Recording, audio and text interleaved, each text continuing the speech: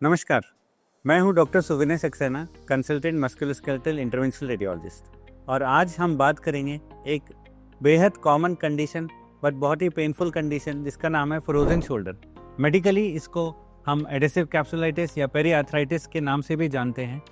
इस कंडीशन में पेशेंट को कंधे के मूवमेंट करने में काफ़ी पेन होता है। ये condition generally middle age females में कॉमनली मिलती है और उन पेशेंट्स में जिनको पहले कोई स्ट्रोक या फिर कोई प्रीवियस इंजरी हुई हो उनमें भी मिल सकती है। इस कंडीशन के 3 स्टेजेस होते हैं। पहला स्टेज होता है फ्रीजिंग स्टेज। फ्रीजिंग स्टेज में पेशेंट को काफ़ी दर्द होता है और रेंज ऑफ मोशन काफ़ी कम हो जाता है। नेक्स्ट स्टेज होता है फ्रोजन स्टेज, जिसमें दर्द की मात्रा कम होती है बट रेंज ऑफ मोशन काफ़ी कम हो जाती है। थर्ड स्टेज होता है थॉइंग स्टेज। इस स्टेज में पेशेंट्स के सिम्टम्स धीरे धीरे इम्प्रूव करते हैं, दर्द और रेंज ऑफ मोशन धीरे धीरे इम्प्रूव होता है, लेकिन ये स्टेज करीब 15 से 18 महीने तक खिंच सकता है। इसलिए हमारे पास ऐसी पैथोलॉजी को ट्रीट करने के लिए मल्टीपल ट्रीटमेंट ऑप्शंस हैं। सबसे पहले पेशेंट को एक फिजियोथेरेपी और active range of motion improvement के लिए भेजा जाता है। उसके साथ कुछ दवाइयाँ शुरू की जाती हैं। पर कुछ पेशेंट्स ऐसे होते हैं जिसमें दर्द इतना ज़्यादा होता है कि वो ये रेंज ऑफ मोशन नहीं कर पाते और एक्सरसाइज नहीं कर पाते।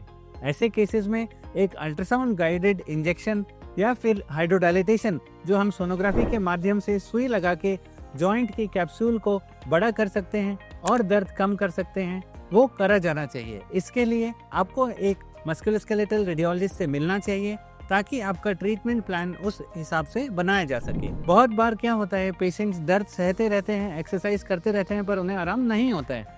ऐसे केसेस में एक इंजेक्शन लगाने के बाद वापस जब एक्सरसाइज या फिजियोथेरेपी कराई जाती है, पेशेंट का इम्प्रूवमेंट बहुत अच्छा होता है।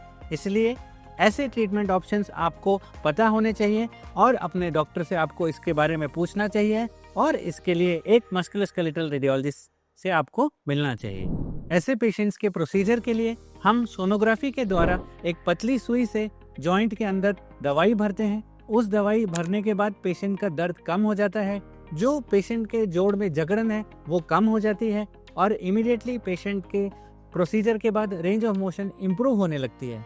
इंजेक्शन लगाने की प्रक्रिया सिर्फ 15 से 20 मिनट की होती है। इसके लिए हमें किसी प्रकार के एनेस्थीसिया की ज़रूरत नहीं होती और एडमिशन की भी ज़रूरत नहीं होती है। पेशेंट इंजेक्शन लगाने के बाद 1 घंटे के अंदर अपने घर जा सकता है और अगले 5 दिन तक पेशेंट को फिजियोथेरेपी और रेंज ऑफ मोशन धीरे धीरे शुरू कराया जाता है ताकि वो अपने range of motion full range of motion को अटेन कर सके। ऐसे पद्धति के लिए आप एक मस्कुलोस्केलेटल रेडियोलॉजिस्ट से मिलें। हमें एक रेडियोलॉजिस्ट की ओपिनियन इसमें क्यों लगती है, ताकि हमें पता करना होता है ये प्राइमरी फ्रोजन शोल्डर है कि secondary frozen shoulder. Primary frozen shoulder generally diabetics या फिर पुरानी ट्रॉमा ऐसे कंडीशंस में होता है। सेकेंडरी फ्रोजन शोल्डर हमारे टेंडेंस की इंजरी के कारण हो सकता है। जब आप एक मस्कुलोस्केलेटल रेडियोलॉजिस्ट के पास सोनोग्राफी के लिए जाते हैं, वो सोनोग्राफी में टेंडन इंजरी को पता कर सकता है और आपको बता सकता है कि ये प्राइमरी फ्रोजन शोल्डर है या साथ में कोई टेंडन, रोटेटर कफ टेंडन की इंजरी है जिसकी वजह से फ्रोजन शोल्डर डेवलप हुआ है।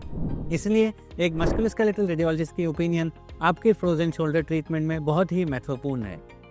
ऐसे और जानकारी के वीडियोस के लिए हमारे चैनल को सब्सक्राइब करें और बेल आइकन को प्रेस करें ताकि आपको और महत्वपूर्ण जानकारियाँ मिल सकें। धन्यवाद।